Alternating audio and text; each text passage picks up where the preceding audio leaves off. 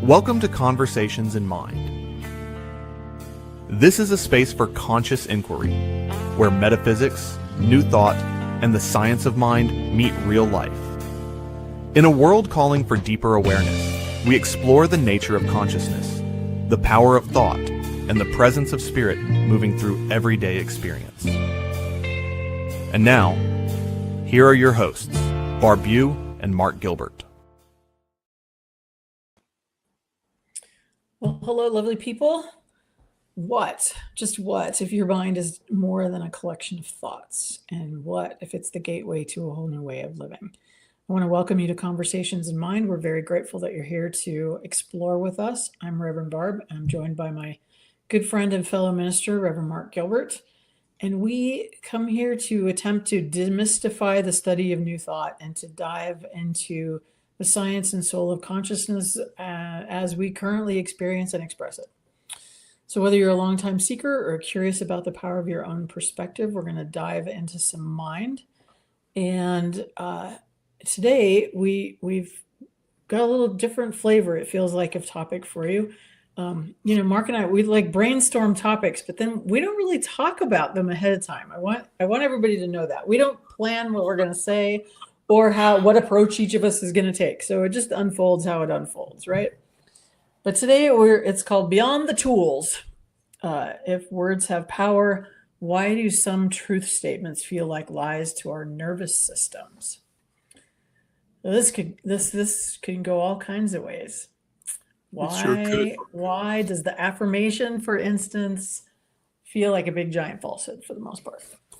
Yeah, when we came up with that topic, Barb, it made me think about a video I did on my YouTube channel many years ago, and I think that the title of it was something like, "Why is it that affirmative prayer doesn't sometimes work?" Or why is it that it seems like affirmative prayer doesn't work sometimes? And I think that's sort of what we're getting at today is the topic of, there's all these tools that we have for changing consciousness, for knowing that the power of our consciousness and its ability to create our lives. And why is it that sometimes it doesn't work? And sometimes what this question really gets at is an internal knowing, a reflection within ourselves that I can say words outwardly, yet my gut is telling me, no way is that ever going to happen, or that's not, there's a sort of immediate internal denial or questioning of the validity of the uttered words in the affirmation or the prayer or whatever. Mm-hmm. And I think that's really what we're sort of getting at is that particular question. And there can be lots of reasons. I mean, there's lots of reasons why affirmative prayer doesn't work. But for that gut feeling, I think there's I have a couple of quick thoughts which I'll throw out to you that maybe we can bridge that into something else. But to me, if I have a gut feeling that something is not true, if I say something like in a prayer or an affirmation, and I know internally that that's not valid for me, there's two big reasons why I know in my studies and in my reflections upon all of this why I think that is. I think the gut reaction comes because either internally we know that what we said is not true, that we don't really believe it, that there is an internal denial of the words that we're uttering. And so it's a mixed message that we have, an external words that says yes to this with an internal subconscious or subjective thought that is negating it by saying, no, it's not. And so I think that's the first one is we are giving the universe mixed messages by our words versus our really truth feelings about it. And the second one, probably not quite as obvious to most people, is that I think there is also a divine pattern in spirit that can exist for our highest and greatest good. A pattern that gives us great leeway about how that shows up, but a pattern that is sort of calling us to the highest possibilities for our life. And I think sometimes if we say we want something, yet internally we know it's not the best for us, we may actually believe it's something that we want, but there's a sort of a pattern in the divine that's calling us to something else. And so our greatest good is not reflected and what our outward utterances are. And I can say more about that in a minute. But those two, to me, are the biggest ones. And I would add sort of a corollary to the one that internally, when we say something and we internally disagree with it, I think as a part of our disagreement is also the collective consciousness of the planet and how that addresses our beliefs. Because we can say, it's one thing to say, I'm going to get $1 million tomorrow, and then internally to say, there's no way I'm going to get $1 million by tomorrow. Right. Okay. But there's also the sense that the universe may be giving us this messages that are also counter to what we're saying, and that we have bought into that collective consciousness. I could say, I'm going to spread, flap my arms and fly. but this I would like to watch. Yeah, it would be fun to watch. Yes. But the collective consciousness is that humans can't do that. And so, and I have bought into that collective consciousness and believe that as well. So it's sort of an offshoot of not believing it. Sometimes we say we believe something, but we really sort of have absorbed a collective consciousness belief. So that's my two reasons. Just in summary, one is what we say outwardly doesn't agree with what we're feeling inwardly, which can be inwardly in ourselves, or it's something we're picking up from the collective consciousness. Or the other reason is because there's a greater calling for us, and what we're really wanting is not in our best good. So I actually think there's a one in between also. So what I hear you saying is, like, over here is, I'm going to do this affirmation that says that I am wealthy, and I'm looking, and because we say, do these things with positive words with what it is that you want created, right? And so somebody's doing an affirmation that says, I'm living abundantly and wealthy, and they're looking at their bank account and it has $10 in it. Mm-hmm. And so the facts don't line up in our brain, and we're not people who can turn off our brains. We kind of teach like people can turn off their brains, and they can't. So I think in between those two things, there's also established patterns within our brains and if you look at the neuroscience of it, and the established habits and patterns within our brain. So I might be able to even come to a place in my life where there is enough money. For instance, I'll use money because it's just an easy one for people to understand. Where maybe there's enough money, but I grew up in patterns of poverty that still have me afraid. And those get in the way also of not just the affirmation of what it is that I want or what I'm creating, but in the way of the joy of experiencing what might be in creation. Because then we're constantly afraid of the pattern reestablishing itself, because we haven't actually done the work to change the fundamental underlying belief system. Right. Right. Yeah. So I think it's like here's the facts, and then here's the brain and how it works and the patterns that we've established in our brain and in our life, and then there's this greater good idea, yes or no greater good idea. Mm-hmm. So I think there's three spaces in it, and they all take some practice and some work, but they also can have some workarounds. Now, I feel like.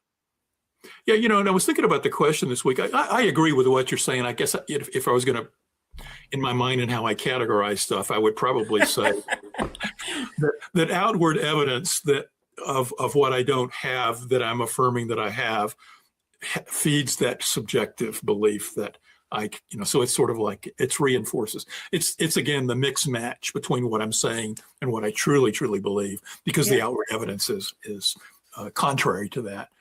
But even when the outward evidence might be starting to match up, we still have something sometimes within us that says, well, I'm not really worthy of this, so it's not going to stay with me. Or I'm not really, I didn't work hard enough for this, so it's not going to stay with me. Or I grew up in poverty, and that poverty mentality is a real thing, like, to overcome and to learn to shift. Yeah, and to me, that's also the collective consciousness. We basically have absorbed the belief. We may be very aware of it, that I'm not worthy of this. I don't deserve this. Or, it's the typical example is someone who has an internal drive to do something that their parents say, you can't make a living at that. And so even though that is your talent and gift and probably what you came here to the planet to do, and if you truly put your heart and energy into it, you can manifest that in some way that is going to support you. The external messages from your parents and around you that say, you can't do that because it doesn't support you in a world where you're going to have a reasonable income. That's going to be, you're going to have, but I want to do this art, but I can't make money at it. Mix match. And so again, that's collective consciousness. And sometimes there's things that are in the collective consciousness that are even, that say nobody can make money at X, and so there's starving artist has been how long has starving artist been in the lexicon, right? Since the Renaissance, even. I mean, like it's always been a thing. It's like always been a thing. Yeah. One interesting thing about this question to me is the fact that it's talking about the feelings that we get. I think a lot of times we don't even feel the mix match. I'm going to state the truth. I believe it. I think I know it. I don't have any gut feeling that counters that. And then I look out at the world and I never get whatever it is I'm affirming.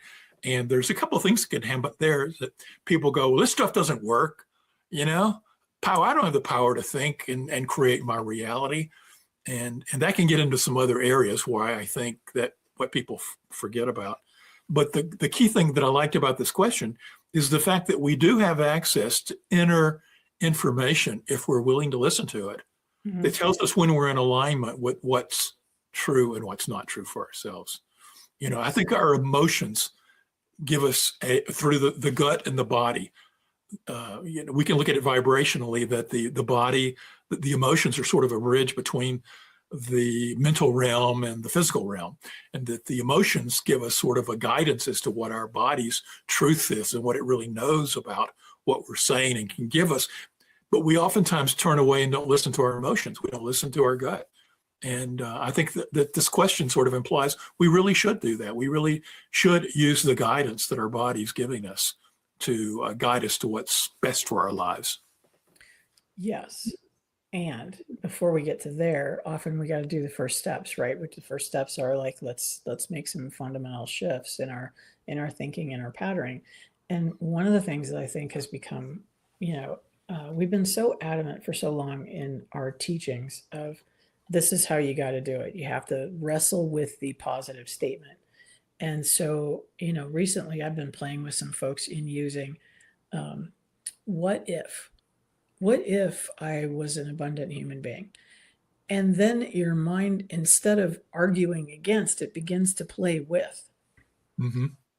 So first of all, like just shifting some of that, like struggling against and finding the question within the affirmation that allows you to use your imagination. I also think that a lot of these things came about from that place that we've talked about extensively, where we were trying to constantly create more materialism, more things, princess palaces, parking spaces, right? I mean, you and I have hit on this a lot in the last bit. And I think that when we shift our affirmation from getting things to experiencing life, experiencing joy, experiencing connection, that is really where those shifts come in, and it opens up those other avenues by nature, mm-hmm. but it allows us then to stop arguing. Like, life, there's a lot of imagination in my life is joy, or my life is filled with love. Mm-hmm. And even if you're feeling lonely, it's not as much of a pushback as here's this fact of I don't have enough money to pay the rent this month. Right. So, I love that, because what you're really getting at is creating or manifesting the feeling that you wish. Absolutely. As opposed to the physical manifestation of what we think is going to give us the feeling. Right. But you mentioned a minute ago your what if. Maybe you could go through one real quickly. Is that possible? Or an example of one so people would know what you're talking about? Oh, you mean just using that question? Yeah. Sure. So look, what's a good affirmation? I have loving relationships in my life. Maybe I'm in a place where I'm not feeling that way. but you're saying, I have loving relationships in your life. What your head does then is it looks for evidence. And if the evidence is not present, or if you're in an experience where you've had a pattern of loss or a pattern of something that makes you feel alone or lonely in this universe, if you simply shift to, what if my life is full of loving relationships, it automatically opens up the floodgates of, what would that feel like? What does that experience bring into my life? It opens up the creative gate a little bit more, and I think around, I'm not going to do material things because I just don't find that interesting right now. So give me something. What do you want, Mark? What do you want? What do you want that I could write? I could create this affirmation for you.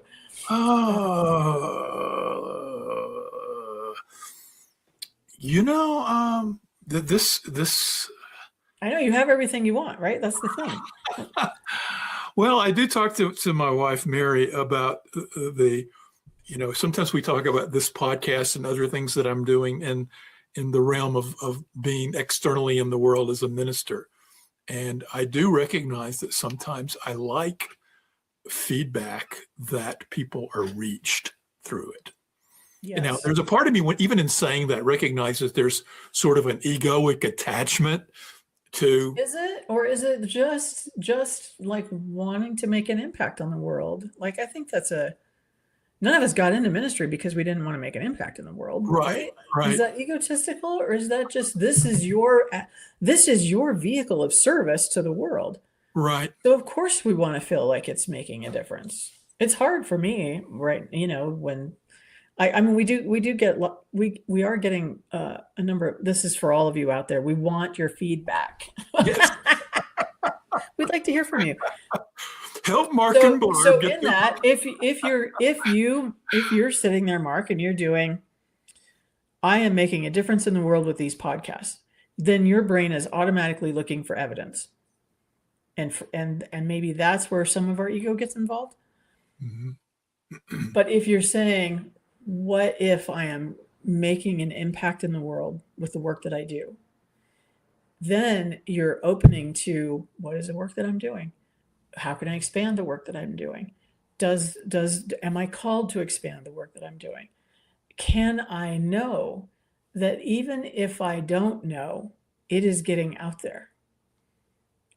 And I feel like it's a very small shift, but it seems significant to me. Mm-hmm. I get it. I get it. Yeah. And I'm sure I know there's, other than what if, there's somebody else. I was trying to remember. I have another friend who has another one, and that's, of course, it's left me right now. Because memory at my age, interesting thing, at my hormonal age is, but no,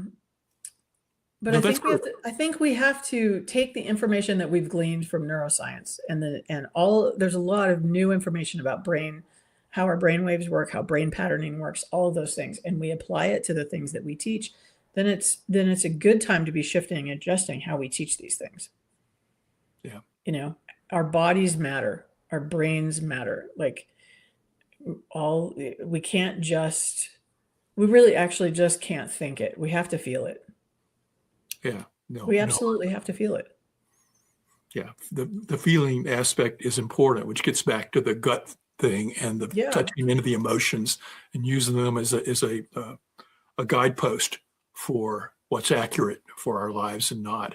Listening to our bodies and our internal wisdom, listening to that spark of intuition that's flowing through us all the time, opening ourselves to those messages is a key way of knowing what is best for you at this point, what's next for you, right. And listening to those. And sometimes it doesn't come right away. Sometimes you have to keep asking and sitting in the question for a while. But I do really think that there is, in my experience has been, and this has been for many years, is that I get into a space of recognizing that, I know when I'm on course, because things just magically appear. Things happen. And I also know when there's this out of alignment kind of thing. And I have to sit with it and go, okay, where is alignment? Where am I off track here? And sometimes it doesn't come to me right away. Sometimes I know that there's times in my life I know that it's time to let go of something so they give the space for something new to birth. Yes. And I have to, sometimes the space of living in the void between the letting go and the birthing is longer than I want. It doesn't happen according to my schedule. And so but all of this is but all of it is an opening to listening to the universe, Yes. either through outward events and coincidences that are aspects of the divine guiding me, or internal feelings and emotions. And I think either one can give us feedback that says you're on course or you're not on course. And so I think when we have internal feelings that our affirmations are not in alignment, that's to me often a clue that maybe you need to take a look at that as is that truly your intention? Is that really, really, really what you believe that you want? And I also think, go ahead. No, go ahead. Go ahead. I'll come back to it. I was just going to say that oftentimes I'm like you are, that most times now it's more about the feeling of the experience than it is about the thing itself, because we can become so materialistically guided that we get locked on a specific thing that we want to create in our lives. It would be real easy to say, I want X number of likes, followers, blah, blah, blah, that there's a specific number. But, I've, for the most part, grown beyond that. There will be moments when I go back and look for external validation on whether, what actually makes a difference. Sometimes, all it takes is one comment, one question. And I go, oh, there is somebody listening. There is, or there can be a request to come do a talk, or there are it's a good question usually, right? Like, I mean, I love good questions. So that's, Yeah. Anyway, end of thought. Back to you. Well, I think yes. What keeps coming up is still like getting that, and I think I've shifted my teaching over the years to this, like, and do you remember in foundations class we always used to do that exercise long time ago? What do you really want? What do you really want? What do you really want? That was a good exercise actually, because when we start with these material things, there's always something behind it. What we really want is freedom. We want time freedom. We want family free time. We want freedom of some sort behind all those things. And I have come to believe that when we can get in alignment with those feelings, and we understand that feeling nature of us is something that's flowing through the universe, through us, that wants to be expressed, then that's very different from I want $500. Right. What I really want is to take my kid to Disneyland, which obviously costs a lot more than $500 now, but nonetheless, and what do I really want behind that? What I really want is this quality family time where we're just laughing and joyful. And maybe that shows up as Disneyland. And maybe it shows up as an entire summer with time to be at the park. I don't know. There's a million different ways when we get in the feeling and we're not judging the result right as less than or more than. There are a lot of ways for the universe to play in that experience. And we get to have an experience of being in the sandbox of play. That was a lot. And it's time for a break already. Okay. Well, as we come to this break, we also like to remind you, we want your feedback, which we said a couple of times. If you like this, like it, leave a comment. We would love your questions for future shows. And also support the New Thought Media Network. Here is a brief message about that. We hope you're enjoying Conversations in Mind. This program is made possible by the New Thought Media Network, a nonprofit that's supporting conscious, spiritual media. If you'd like to support this work, just scan the QR code to make a donation. It lets the network know you like this show and helps them to continue bringing you this type of content. You can also go to ntmedia.org and click on Donate. Thank you for being part of the conversation. Now, back to the show. So we hope you will support the New Thought Media Network. If you're watching this in the recording and you didn't get the QR code, hit your pause, back up, capture it, put your camera there. It'll take you right to their website, and your donations not only supports them, but that link will allow them to know that you're enjoying this particular show, gives them feedback about us. And so anyway, we want your comments, any kind of comment, however you're watching this, just drop a comment in YouTube, Facebook, etc. And hopefully we will see it and get back to you. And anything you want to add to that, Barb? We do try to do that. We do. We want, and not just comments on this show, but we'd love idea. What do you want us to talk about? Let us know. Yeah, and your very question and comment tells Mark that he is making a difference. Feed Mark's ego.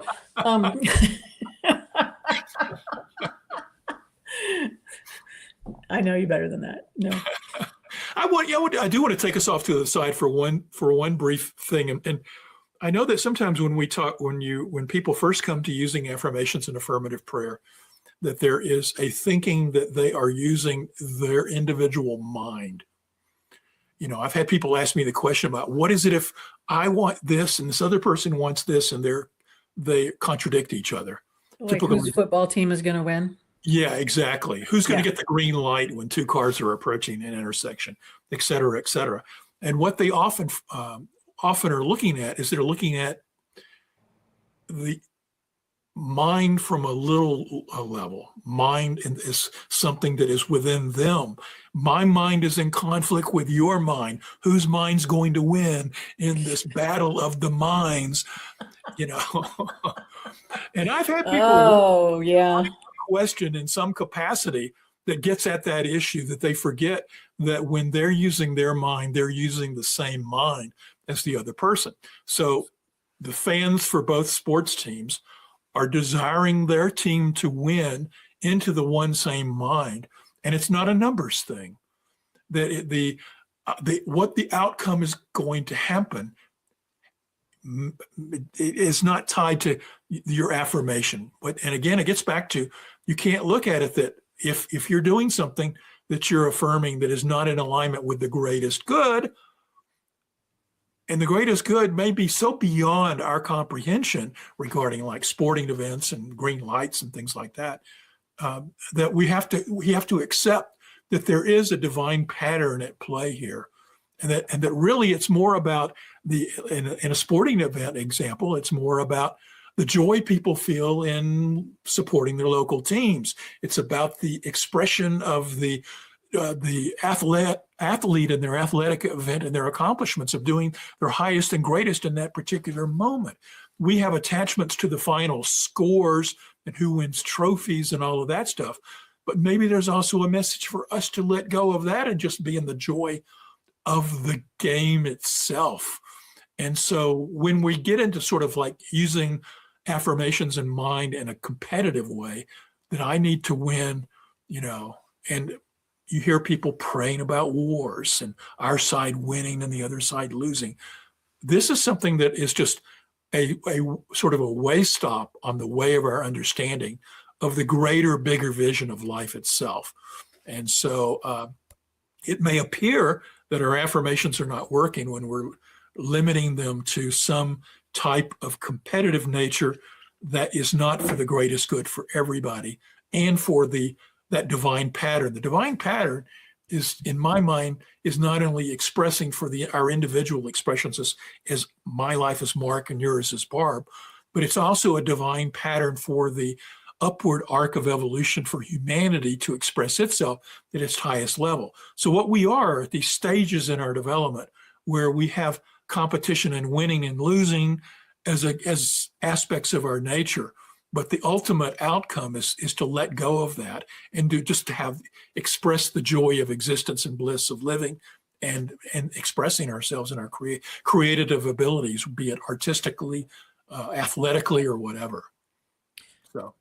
So I'm, currently teaching a prosperity class, and I pulled out my copy of The Science of Getting Rich, which is, an old one. And the reason that I pulled it out is kind of this part of this section, where it says, in order to do these things, a person must pass from the competitive to the creative mind. Yeah. And when we look at this, like, we say we want world peace. If we could move from a competitive mind, which is still at war with other people and at war with other culture and at war with other religion, if we could move to the creative mind, which is how do we actually create peace? How do we actually create systems that have enough food flowing for everybody to be able to do what they need to do in their life? We could do those things. But we have to grow beyond the competitive mind. And I think when we're doing back to this individual question of why do these things conflict in our being, if we're in competition with ourselves or someone else, if our desire, for instance, if we're back to using money as an example, because it's easy, if our desire to grow our wealth is to be in competition with our brother and sister, then that is not a, to me, and I could be wrong, that is not a spiritual alignment, abundant life. Right. That is a competitive life where you're constantly comparing and contrasting yourself to other human beings instead of being able to sit in your own life and go, this is what I really love. And these things that I've created, or whatever it is, allow me to be in this space of this is what I love. Yeah. But it doesn't matter anymore if that brother or sister has more, because we are in what we love. Yeah. And that, to me, is the point of it. And does that work in affirmations? Absolutely. We get back to, how do we want to feel? How is it that we want to feel, and how do we want to express?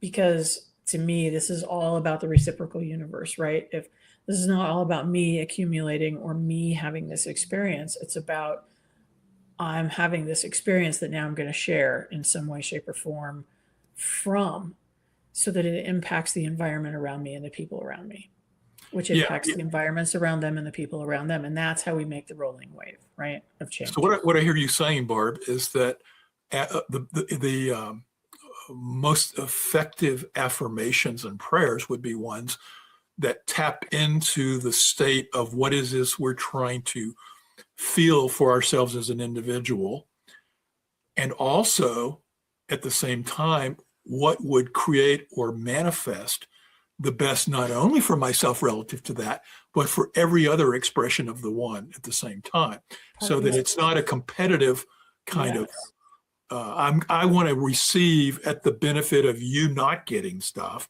but I want to flip my affirmations to saying, how can I, through what I am obtaining and bringing forth in my experience, lifting up everyone at the same time, so everyone gets to experience the highest life. Yeah. So instead of princess palaces and parking spaces, it's love for everyone, a home for everyone, a roof over your head for everyone. Parking spaces for all, right? Like, I mean, it is time for us, I believe, as a human species to make that shift. Yep. And that might be the kind of shift that's actually going to save us all from destroying each other and the planet, Yeah. You and I have sort of got touched around this in prior conversations, but it's really that a lot of the angst we're feeling on the planet right now, which is sort of like the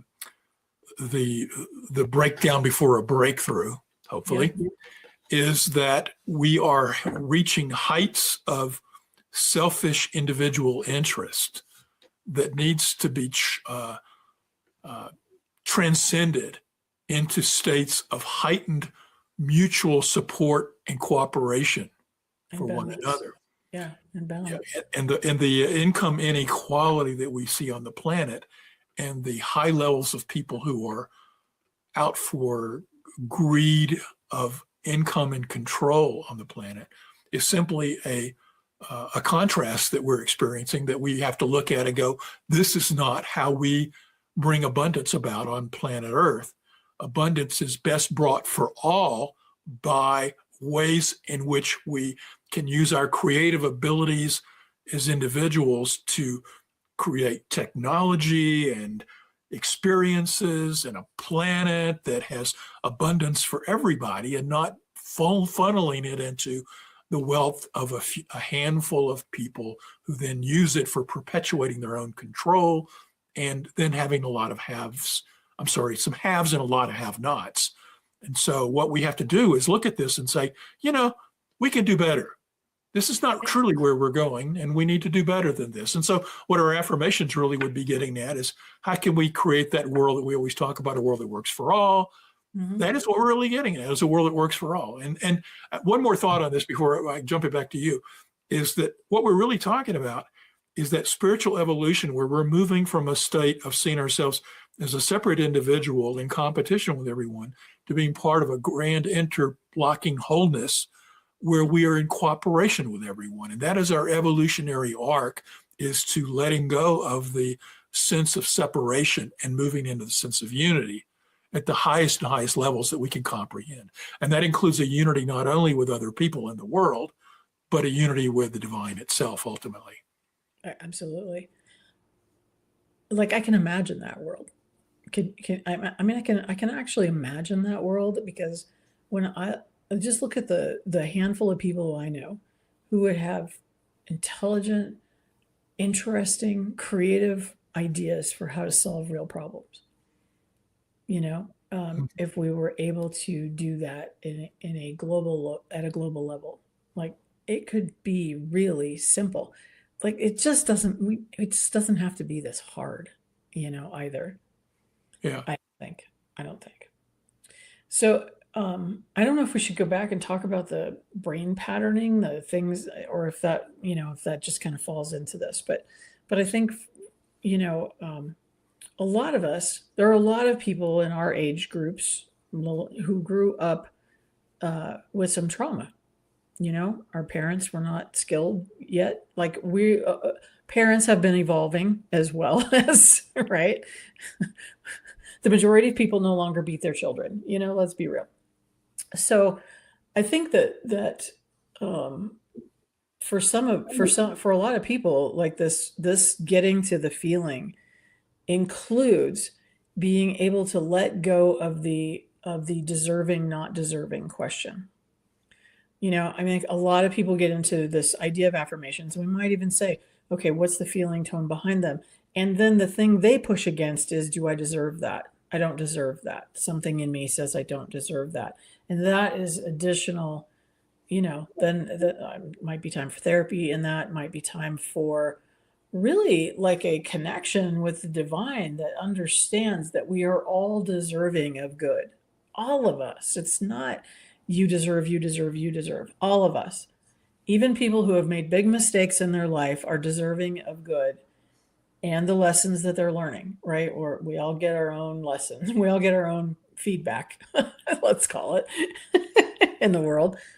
But it takes repatterning. And that takes time and consistency and practice. I mean, this is why we call it spiritual practice, which sounds so rote as it comes out of my mouth that I'm going to apologize for that. But really, this is why we call it spiritual practice, because it takes time and consistency. It's like building any other muscle, Yeah. And I think it also then, when you start to have those breakthroughs in it of connection and understanding source energy and feeling that, the practice gets easier because it feels better, because being in that alignment feels better than being out of alignment. Yeah. Yeah. Does that make sense? Yeah, no, it makes perfect sense. And it brings up the fact that it's, I can look at my life and I can identify with even though I had a decent childhood, I had a childhood where I had trauma. Yeah, maybe not in the most egregious ways, but there were things I didn't get, and I've brought in self-talk of I wasn't worthy to have X, Y, and Z. Our family didn't have the things that other families had, et cetera. So everybody to some level, no matter what their, with only rare exceptions, most people embody into their belief system some thoughts which they hide which places limitations on what they think they can do and be and have in this world. And they have to work on those things, and it takes time and repetitive work and having breakdowns and bad experiences. And it also calls us to be in support and reaching out to other people, to be in connection with people who can assist us and support us in that. Whether you mentioned therapy, but if you can't afford therapy, a good friend, or finding a spiritual community, or finding some sort of group or entity that can support you, where you can talk intimately. I know from a standpoint of growing up as a man, that men and doing a lot of men's work, I know that it's been common for men not to feel that they can be vulnerable and speak about the things where they feel like they've limited themselves. That we have, that we were taught, people of my generation and around that, where you got to suck it up and be, quote unquote, be a man. And so there are probably these cultural stereotypes that have been overlaid on top of us as well, that sort of can put limits on us and who we can be. And I would encourage everybody who's listening to this to think about where have you been limited? Where are you limiting yourself right now? And so this bodily feedback, this emotional feedback that says we can't have something or we're not good enough, I know that I have experienced that and continue to experience that. To me, it's like an onion peeling. And although, I've healed a lot of this crap, I'm still finding it. Spiritual growth, yay! That's what we call it around here. So I understand totally what you're talking about, Barb. So yeah, I mean, it's the thing. So thank you for that. Like, I agree. Like, if you're listening to this and you're feeling in this loop, get some support. Reach out somewhere. Find a practitioner. Go to a Center for Spiritual Living and just go for an affirmative prayer at the end of service. Like, it's a weekly uplift that you can avail yourself to that doesn't cost anything, and other than your time and showing up and being open to an experience of being more open and more connected. So the bottom line is listen to your emotions and be more cognizant of when you're out of alignment with what you state that you want and what you're desiring. And use the pushback as a tool for learning, not as a wrestling match. Yeah. And look for old patterns that need to be released and gain support in doing that, because it's hard to do it alone. Totally. Yeah. Okay. Well, this was good. Well, amen. I'm going to say amen, brother. I think we got that one. Well, maybe, but we do again want your feedback, and be sure to drop us a line, a question, or a suggestion for future shows, and any reaction you have to this and any specific questions you might have. So appreciate you all listening and your time and all of that. Have a great week.